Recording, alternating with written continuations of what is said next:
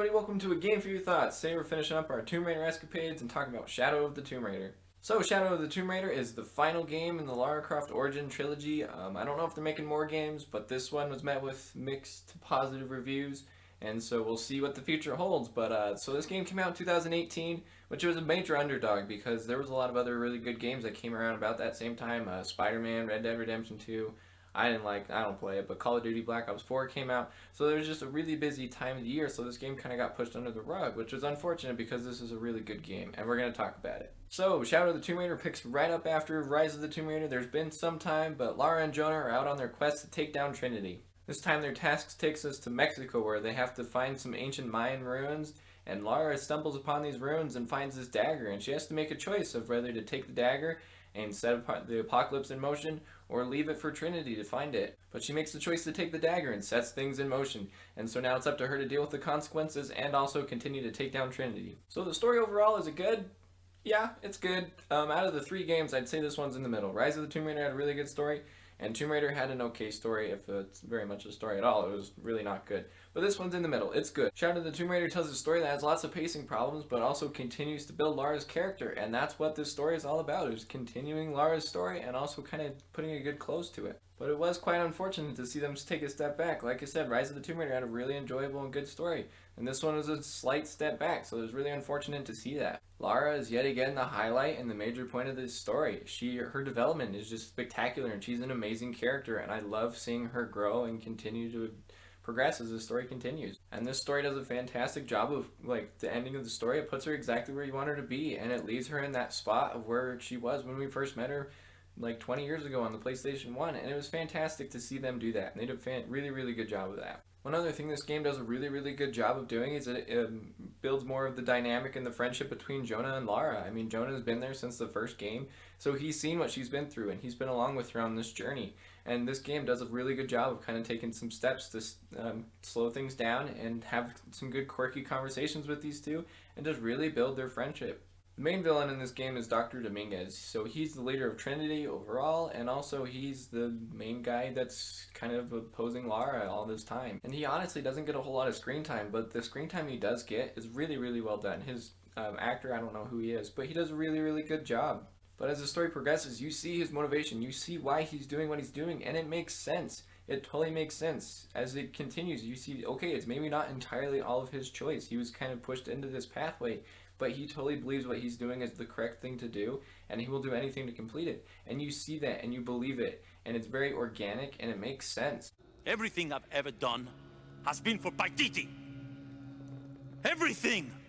When it was divided, I unified it! I am the only one who sees the real threat here. You come and go as if your life here is optional. Yes.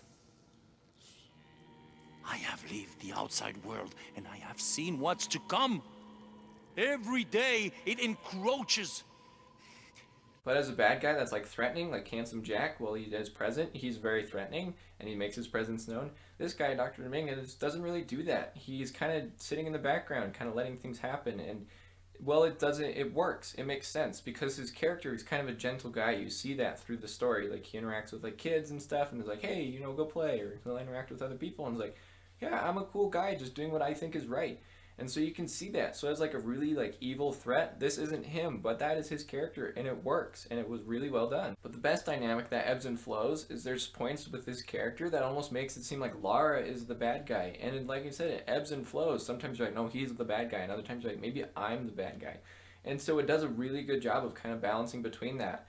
And sometimes it keeps you guessing. Like I said, is Lara the bad guy here? No, she's not. But it does a good job of making you think that. But as an overall story, it was okay. There was big pacing problems, especially once you hit the hidden city. This thing takes a major dive, and it was hard. But I mean, as soon as you get past that point, it picks back up really quickly, and it's really good. It just takes a hard dive, which was really disappointing to see them do because this was the final game of this series. While it does leave off in a good spot, getting there isn't always easy. And while there is a big climactic final battle, is actually really anticlimactic. And like I said, it builds it up to be this big battle, but what it ends up being is just you climbing around and people are talking on your radio like, hey, we're winning, we're doing it, we're pushing them back. And it's like, I'm not seeing any of this at all. I'm literally climbing around. and I can't see anything going on. And it doesn't really feel like a big battle, and it's just kind of anticlimactic, which was really sad. But there's a post-credit scene that does a good job of kind of tying the bow on everything and finishing it up. And like I said, leaving Lara in that place that we first introduced her to. Another thing they did in this game that they hadn't done in earlier games, really, is they built up the relationship between Lara and her parents. There's a fun flashback scene that you play as Lara when she's a child, and it really builds up that relationship between her and her father and her mother. And it does a really, really good job of that. And that sequence was really, really fun and one of the most memorable and enjoyable parts of the game. All of this comes together to tell this story that is ambitious. It's very ambitious and it's shooting high, but it just barely misses the mark.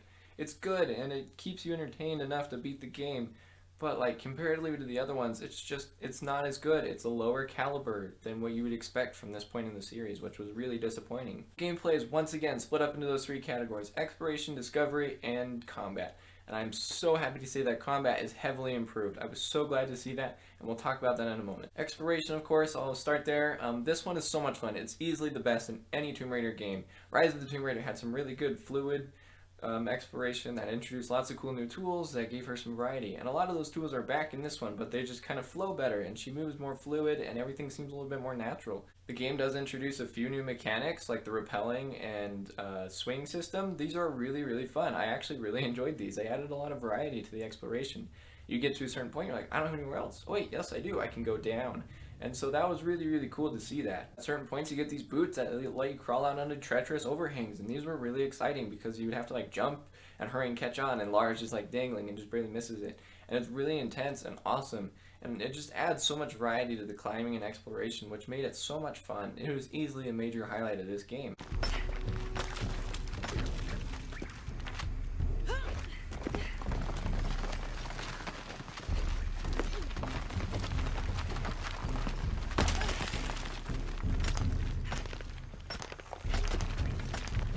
I'll have to jump. There's no other way.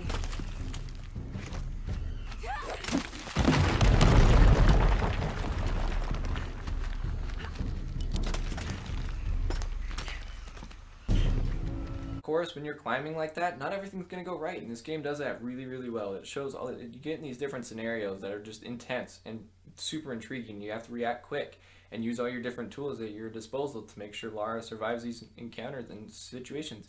And they were really, really well done, which made exploration so much fun. It was easily my favorite aspect of gameplay. So discovery in this game is largely the same, so I won't really say much about it because it wasn't really broken in those other games. It was really, really well done. So what's not broken, don't fix it. And that's exactly what this game does here. Your documents and your relics you find, they all tell great stories about the Peruvian jungles that you're in, and it's really intriguing, of expeditions and ancient civilizations. And this was all super unique and fun stuff, and definitely gave me some motivation to really explore every corner of the world. The relic viewer is back, where you can like look and observe at relics and see and find hidden information. It is there. It's a little bit more tucked away. In previous games, it would take you to like as soon as you collected something, it would take you to a sub-screen where you could look and explore at these relics and documents. Now you have to push a button to take you there, which was fine because it made exploration kind of quick, because then you can kind of just pick something and keep going. But also it made it so I missed a lot of these things. I would pick something up and then I'd be like, oh, I'll check it out later, and then I'd totally forget and never get around to it. So it was a fine system that didn't bother me at all, but it just was kind of sad to see it kind of tucked away because it was such a cool mechanic. Challenge tombs are back, and they're the best they've ever been. The series was well known for these optional challenge tombs because they were so fun and the puzzles they introduced were so unique. Each one has a different theme based on the tomb itself, and this game does that, and it does it really, really well. And these puzzles are so clever. It was so much fun trying to figure out these puzzles because there's just so many different pieces and everything just working together, and they were so unique and clever. There was lots of them that really got you thinking, and you had to really, really observe your area and find what did what and figure it out. And it was so well done, and it was such a great time. Easily a major highlight of this game. So if you've read my previous reviews of the Tomb Raider series, you know that my biggest complaints with these games were in the combat. Well, it was a thrilling change of pace from climbing and exploring. It was just, the AI was really wonky and it was a little too elementary. But like I said in the beginning, I'm so happy to report that all these problems are fixed. I don't think I had a single problem with the AI in this game.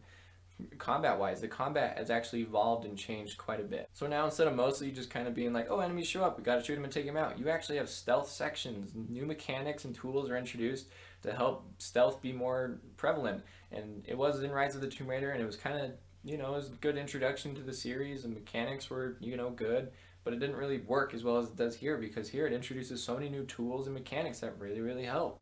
Using the new swimming mechanics, Lara can hide in the water and take out unsuspecting enemies from down below. Hiding up in the trees, she can use her bow and arrow to grab enemies and pull them up into the canopy and kind of string them up there for a takedown. My personal favorite is she would cover her body in mud and hide against trees and walls and vegetation to kind of help blend into the environment. Then she could kind of hide there and wait for her prey to walk by and take them out. It was really cool and unique, and I had a great time with that. You're dead already!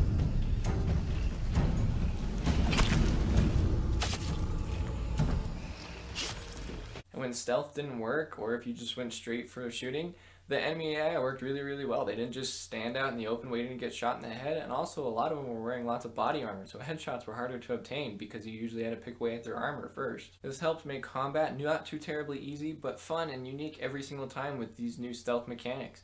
But also, these added new enemy types and the heavily armored guys didn't really make it too impossibly difficult, but that also helps with the new difficulty system. I love the new stealth mechanics. They were such a great time, and I was very welcome to the thought and the concept. And these were all really well done, and like I said, all these changes that I had with previous games with the combat were fixed, and so that made me enjoy the combat so much more, knowing that they had gone through and fixed these problems.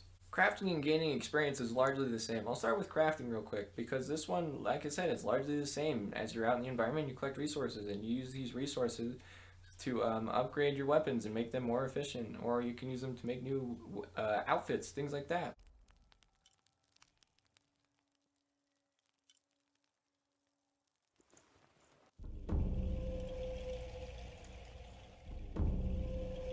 But this game, it just adds more resources, and also you can now have merchants you can go see, and you can sell and trade your resources to get better resources or better weapons, more satchel upgrades, things like that.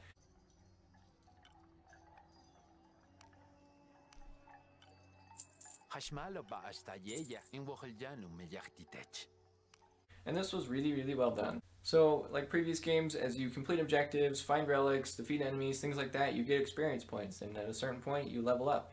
And you have these skill points you can put into different perks to help make things easier for you, or to add new abilities, things like that. And this game, I was a little underwhelmed with this. The skill tree was like kind of underdeveloped. There was a lot of things that I was just like, I don't need that. Unlike Rise of the Tomb Raider, where I was going back and forth because of my, ooh, I want that one and I want that one. I can't choose. The biggest change that this one does make that I really liked is now they make it so some perks take multiple skill points. So you have to level up multiple times to unlock the better perks, which made you work for it a little bit more. And I like that. That was a really good idea.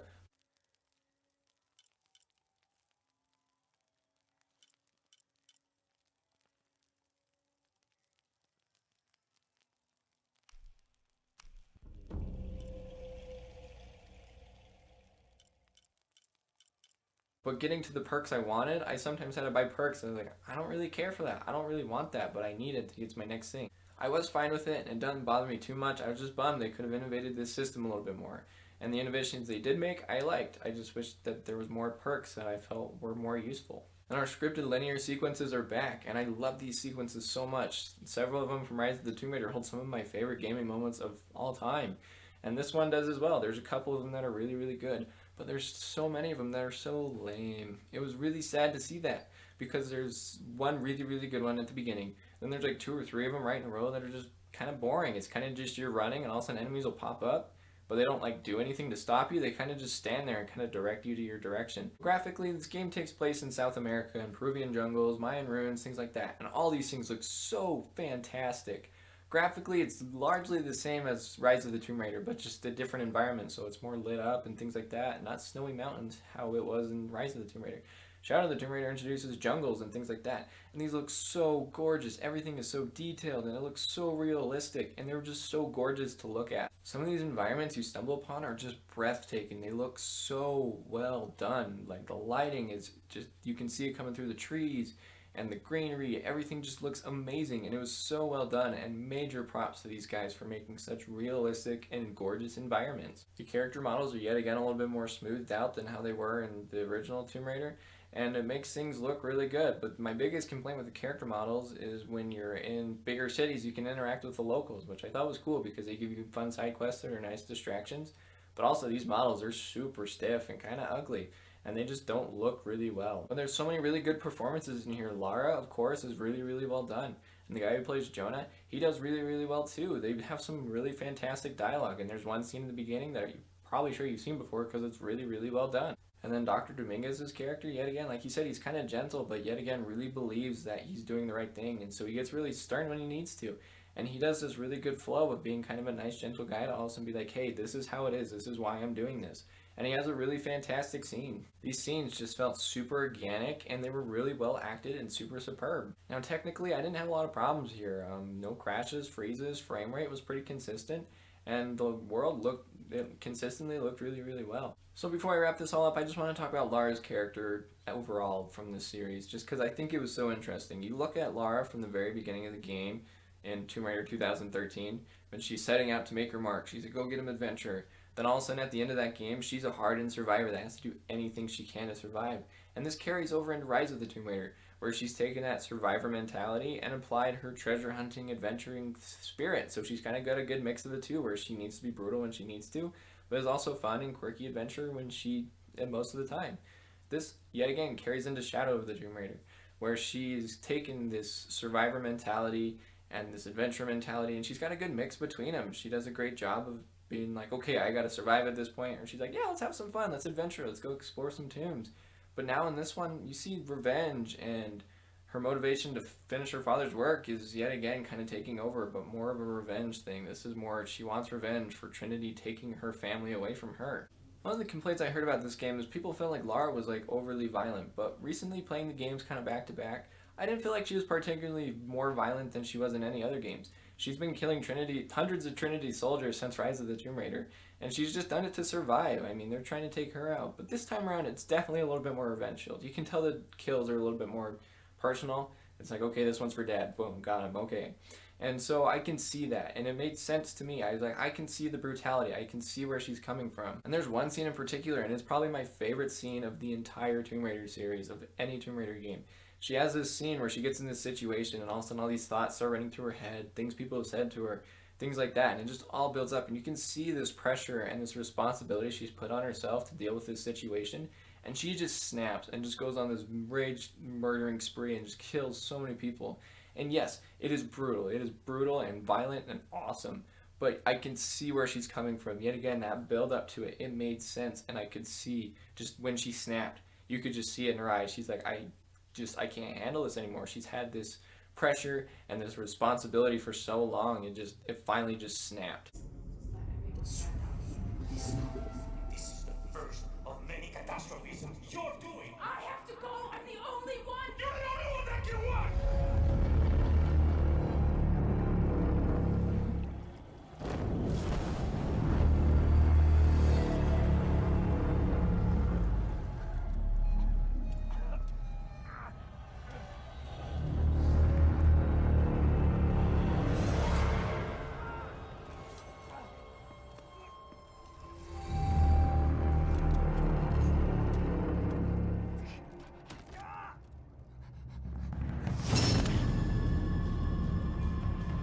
And this leads to one of my favorite scenes in the game. There's one point when Lara and Dominguez are talking, and she's kind of like, you're ruining people's lives. You're killing thousands to complete your goal. You took my family from me. And he's like, yeah, I've done all that, but what about all the people you killed? And you can kind of see it takes her back, and she's like, oh, yeah. But it was unfortunate because the scene didn't really get to develop, because some situation happens just then, and you don't really get to see anything else, and that kind of conversation kind of just ends there. Which was unfortunate because it was a really interesting thought. I would have liked to seen her kind of try to explain herself. But yet again, I could see the motivation, because this is more of a rage-filled, she just wants revenge for her family. She wants to get Trinity back for taking her life away from her. These leaves flaws in her character. She is not a perfect hero. I mean, you see all these video games heroes, and they're just like, yeah, go get him. Like, yeah, I'm a hero. But she's not a hero. By taking the dagger at the beginning of this game, she ruined and killed thousands of people's lives. And you can really see that, especially at the very beginning of the game. I mean, there's a scene where this kid falls out of his window and dies, and it's her fault because she took this dagger.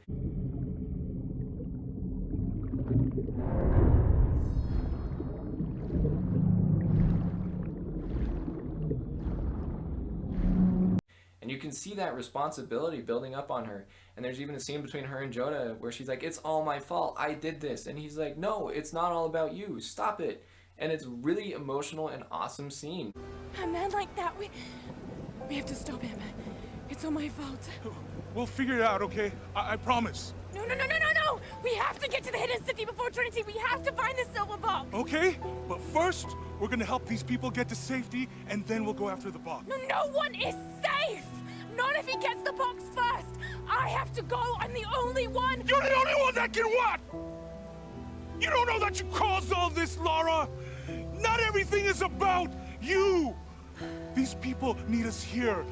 We can do good now. Looking back to Tomb Raider 2013 to where Shadow of the Tomb Raider credits start, you can see her change. At the beginning, she's like, I'm finally setting out to make my mark on this world. I'm just going to adventure and do what my father did. And then at the end of the game, she's that Lara, or at the end of Shadow of the Tomb Raider, she's the Lara Croft we know from the PlayStation 1 games. She's the, quirky, charismatic, but sometimes brutal character, and she's, well, not as sexualized, still really hot. She's that character we know from Tomb Raider back on the PlayStation 1, and it does a fantastic job of putting her there and being like, yeah, we started here, now we're here, and you can see that development. I loved it. It was so intriguing and so amazing, and Lara Croft is one of my favorite, if not my favorite, video game character of all time. Alright, so got that out of the way. That was good stuff. I wanted to say that. But as an overall game, is this game good? Yes, it is a very good game. Does it have problems? Absolutely. This game is filled with problems, and is that a bad thing? No. A lot of people complain this game didn't innovate, but it didn't need to, because this formula that the Tomb Raider series is set up, it's got such a fun gameplay series between the exploration, discovery, and combat. I love it. I enjoy it so much. Yes, I can see where people would complain. Yes, this is the third game in the series, and the gameplay hasn't changed much, if at all. But yet again, it's not broken, so don't fix it. And that's my opinion, that's my thought. If you think totally different, I can see why.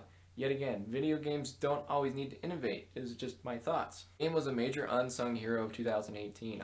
Yes, there was problems with the story, and there's a couple problems with things kind of taking a step back. But as an overall experience, I had so much fun with this game.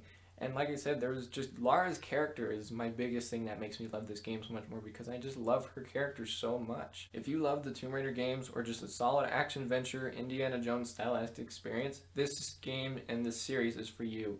As an overall recommendation for the game and the series, yes, absolutely, I'd recommend it. This game got put out at kind of a weird time, coming in between Spider-Man and Red Dead Redemption 2, so it kind of just got pushed under the rug a little bit, which was unfortunate because it was a good game. There's lots to love about this. This is a fantastic series of games that tells a great character arc and development while having some of the funnest and best gameplay I've had in a long time. It's just such a fun action-adventure experience. I love action-adventure things, and this is right up my alley. But out of these three games, Tomb Raider, Rise of the Tomb Raider, and Shadow of the Tomb Raider, I definitely say Rise of the Tomb Raider is the best. It had very fun gameplay, lots of amazing sequences, and the story it told was really, really well done. Shadow of the Tomb Raider had easily the best combat mechanics because it innovated so much upon where Rise of the Tomb Raider was. Shadow of the Tomb Raider innovated and built upon it and made those stealth mechanics so much fun that I really enjoyed the combat. But there's just something about it that holds it back just enough. It's that story and a couple of the spots where it took steps back that put Shadow of the Tomb Raider as my favorite Tomb Raider game of all time. So that's my review for Shadow of the Tomb Raider. Thanks for joining me on this Tomb Raider adventure. I've had a great time playing these games again. They're really, really fun, and I love Lara Croft. She's so hot. But thanks again for watching. I really, really appreciate it, guys. Thank you so much. And if you haven't yet, I'm doing a play series of The Evil Within. I still have Final Fantasy VI going. I'm kind of just taking a pause from that to just do something a little different and give you guys some variety, so it's not just Final Fantasy VI all the time and then occasionally a game review. Just kind of mix things up a little bit. But I hope you guys like this. Thank you so much for watching. Don't forget to check me out on Twitter and Instagram. Head over to my website at gameforyourthoughts.com to check out my written game reviews. And yeah, we got Wolfenstein coming out this weekend.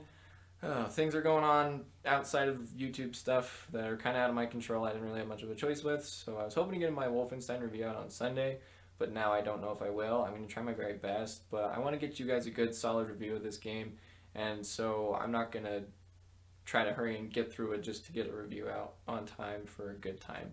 So I'm hoping Sunday, maybe Monday. We'll see. But thank you guys so much for watching. Really appreciate it. And we'll catch you next time on A Game for Your Thoughts. Thanks for watching.